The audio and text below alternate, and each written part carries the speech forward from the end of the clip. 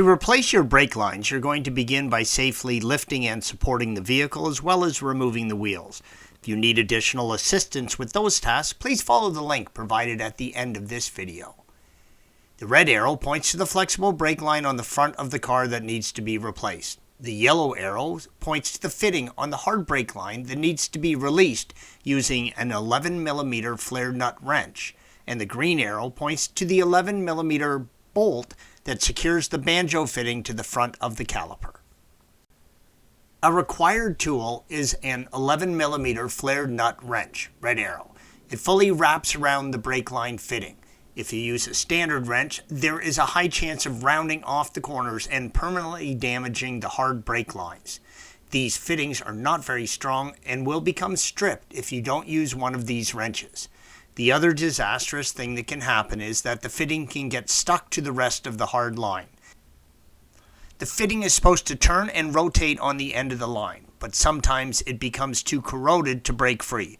When this happens, the fitting and the line will usually twist together and it will break the line in half.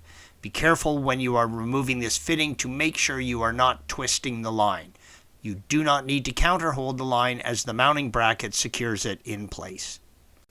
After separating the brake line, use a small flathead screwdriver and gently pry the clip, red arrow, away. And as always, you should always be wearing eye protection when working on your vehicle. You can now remove the rubber line, red arrow, from the bracket, yellow arrow. The flexible line going into the caliper uses an 11mm banjo bolt, red arrow, to attach the line to the caliper. Use an 11mm socket or wrench and remove it. You do not need to use a flared nut wrench for this fitting. When installing your new line, make sure that you have a new washer between the banjo bolt and the fitting and the caliper, red arrows. The line on the rear brake caliper is a combination hard line, yellow arrow, and rubber line, red arrow.